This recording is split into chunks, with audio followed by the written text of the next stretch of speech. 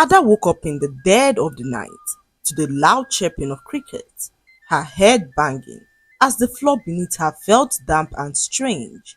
She sat up slowly as the world spun around her. Where am I? She whispered to herself as she looked around. Graves surrounded her, and the air smelled of wet grass and decay.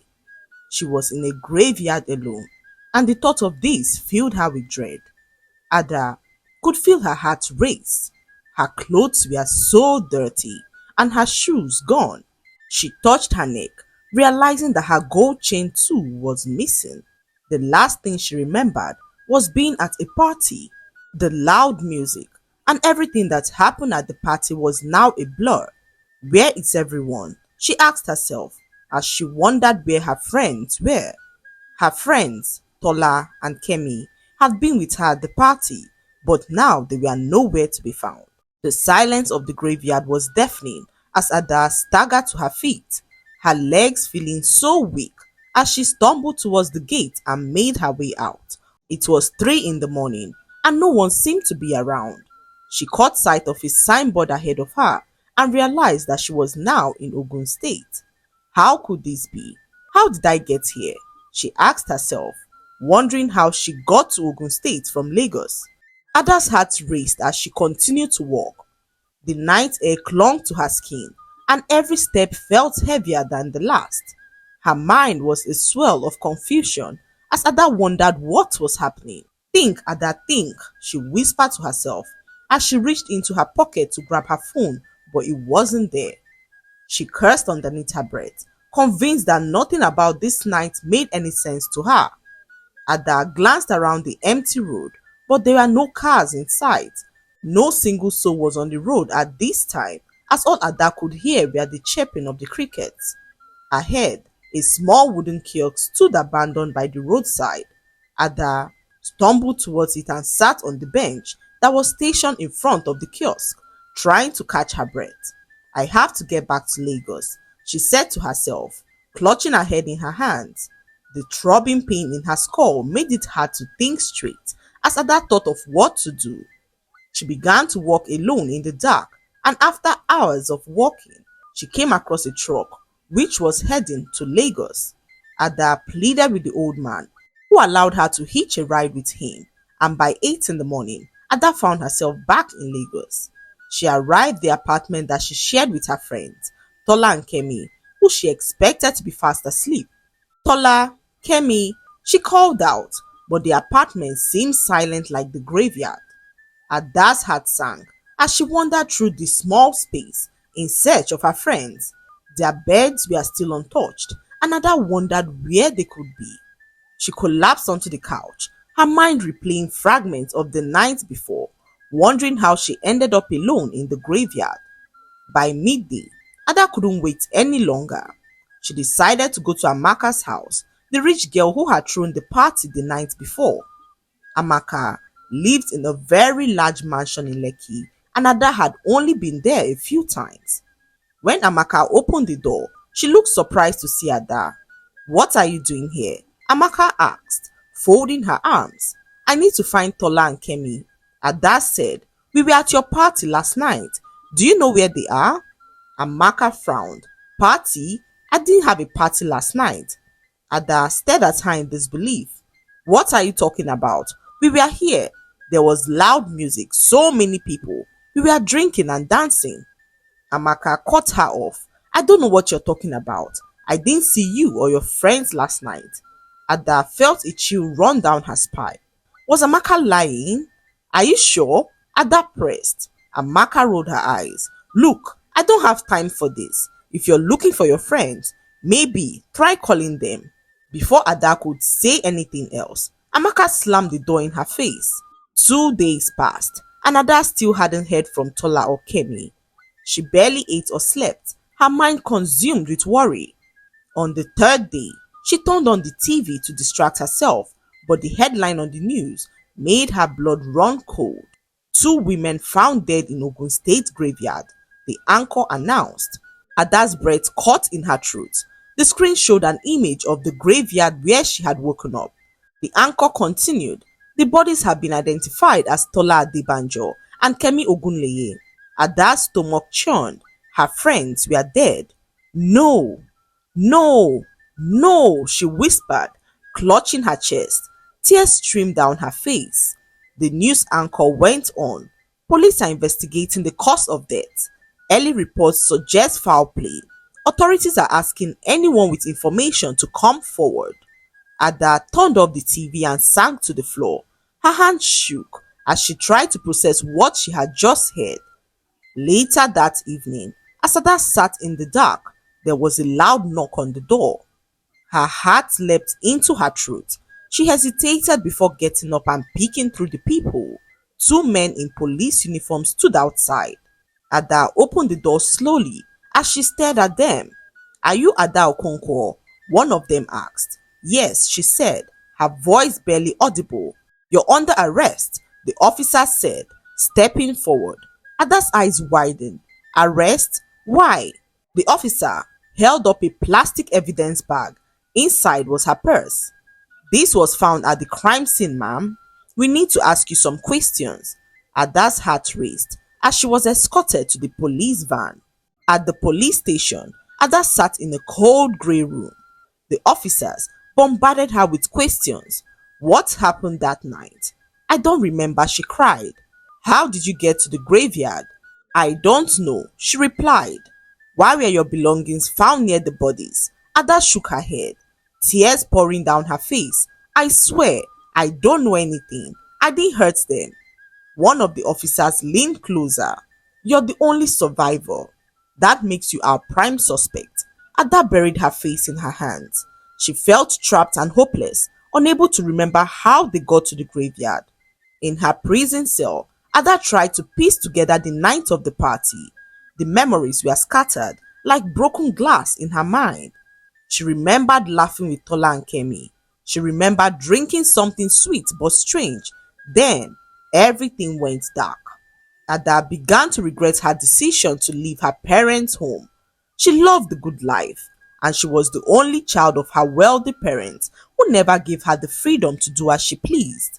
Her father was extremely strict, always asking where she went and who she was hanging with.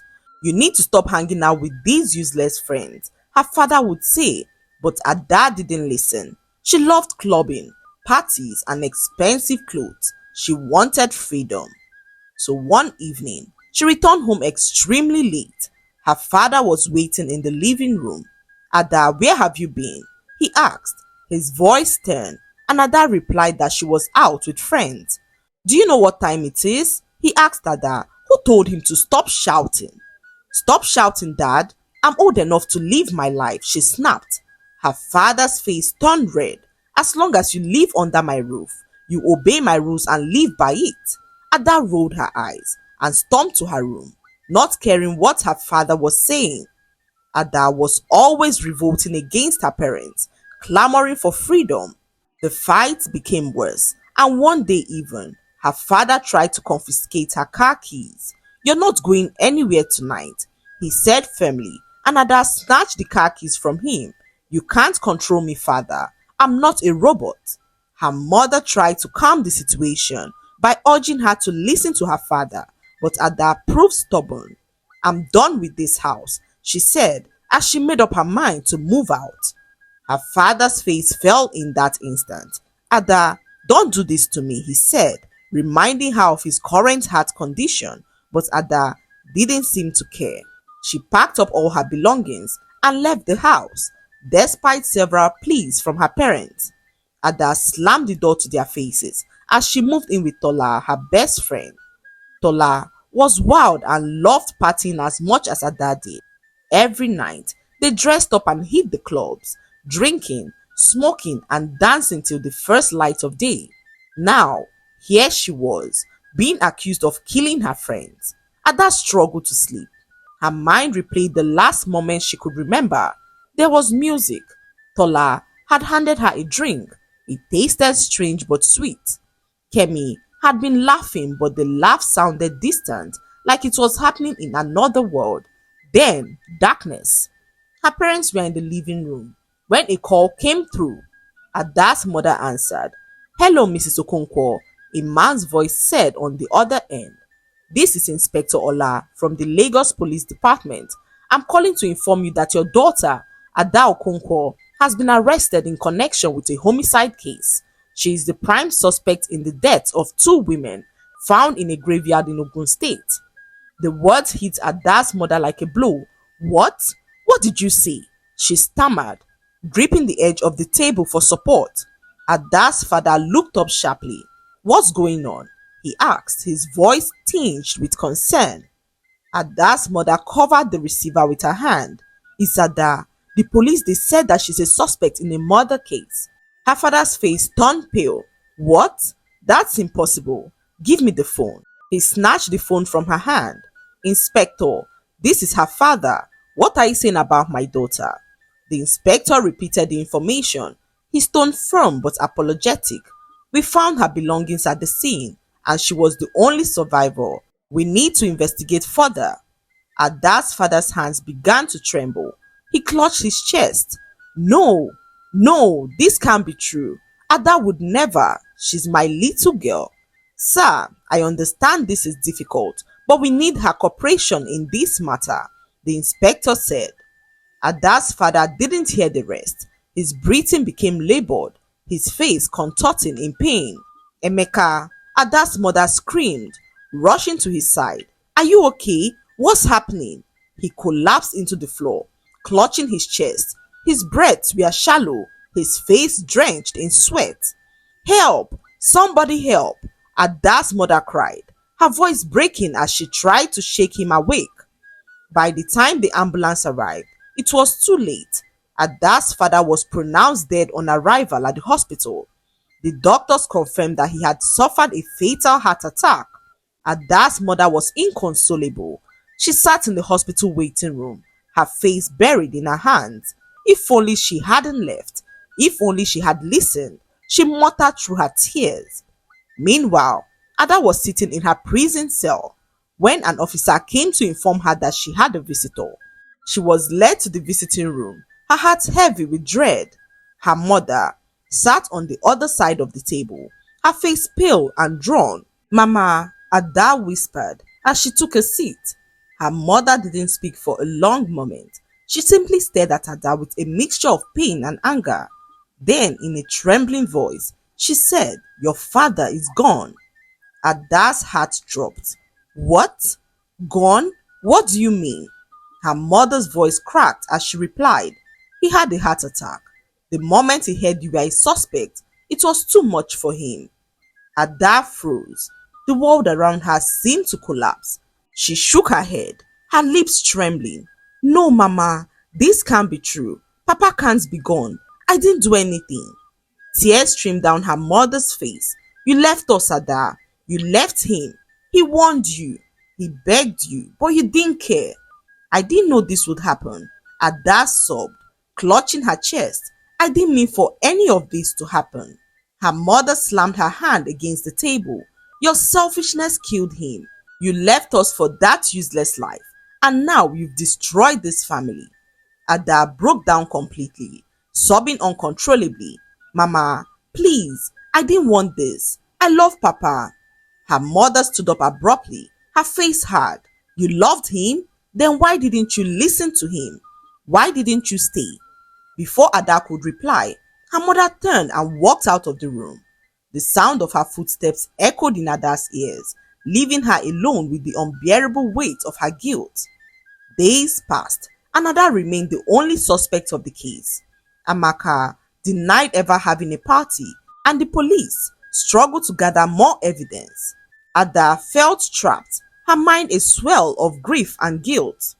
Days turned into weeks, and Ada remained in custody.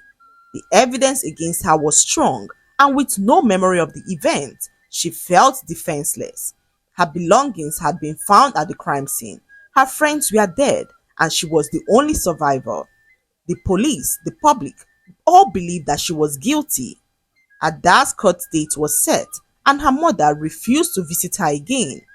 She spent her days alone in her cell, replaying fragments of the party in her mind, desperately trying to recall what had happened. On the day of the trial, Ada sat in the courtroom, her heart pounding as the prosecution laid out their case. They painted her as a reckless young woman who had lured her friends into danger. They showed pictures of the crime scene, her purse, and her friends' bodies. Ada felt sick. She wanted to scream that she didn't do it, but the evidence was overwhelming. Her lawyer tried to argue that Ada had been drugged and left unconscious, but without proof, it was an uphill battle. As the judge prepared to deliver the verdict, the courtroom doors suddenly opened. A woman rushed in, panicking as she pleaded to be heard.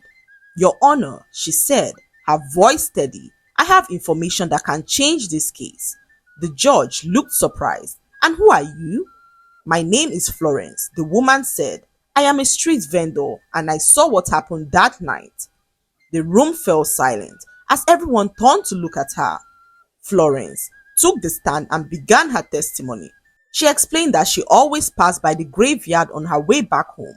So that night, she was walking home after selling food in her restaurant when she saw a black car stop near the graveyard. She found it strange, so she hid nearby and watched as two men got out of the car and dragged two unconscious women from the back seat and dumped them on the ground. She revealed that the men were laughing and saying to themselves that the girls deserved it. Then they returned to the car and brought out a third girl who seemed to still be alive. The woman revealed that they wanted to kill the third girl when she began to throw stones at them and made funny noises from where she hid, terrifying them as they ran away. She was too terrified to approach the girl as she didn't know what they were involved in, so she left her there, knowing that she was still alive. When she saw the news on the TV, she knew that the girl they were accusing of the crime was the same girl that she saved. She could not sit back and watch an innocent girl go down for a crime that she did not commit. So she had to come forward with the pictures she took of the men that night. She handed her phone over to the judge with an image which clearly showed two men standing by a black car near the graveyard. One of the men had a distinct scar on his face. The judge examined the photo. "This is crucial evidence," he said, handing it to the prosecution. "Do the police have any leads on these men?" the judge asked as the police swung into action to apprehend the men. Using the photo, they identified the two men and arrested them. Under interrogation, the men confessed to the crime. They admitted to drugging Ada, Tola and Kemi at the party after Tola blew them off saying that they weren't her class. They forced them into their car with hopes of teaching them a lesson when Tola and Kemi overdosed and didn't wake up. Panicking, they decided to dump them in the graveyard and noticed that Ada was still alive. They tried to kill her, but were spooked before they could actualize their plan. The men's confession cleared Ada's name. The courtroom was filled with murmurs as the judge declared her innocent. Tears streamed down Ada's face as the judge ordered her immediate release. When Ada stepped out of the courtroom, the sunlight felt foreign on her skin after weeks in custody. Florence stood waiting, her warm smile offering comfort. "Thank you," Ada said, her voice trembling. "You saved my life." Florence placed a hand on her shoulder. "I only did what's right. You've been given a second chance. Don't waste it."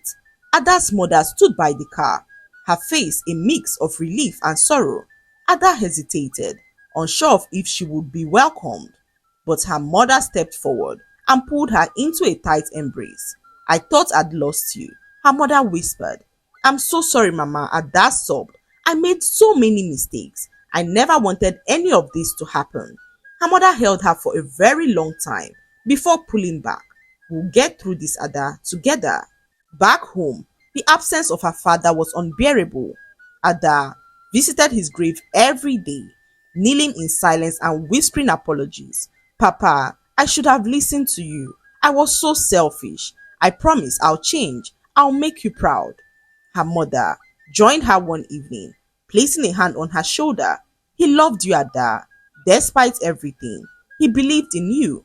Honor his memory by becoming the woman he wanted you to be." Ada nodded, tears streaming down her face as she promised to be a better woman. That was how Ada learned a valuable lesson: never to take life and her loved ones for granted again. The lesson to be learned from this story is that choices have consequences, and selfish actions can hurt not only yourself but those who love you. Ada's journey teaches the importance of listening to advice, valuing family, and recognizing the impact of one's behavior on others. It reminds us that freedom without responsibility leads to destruction and that second chances must be embraced with humility and purpose. I hope you enjoyed the story.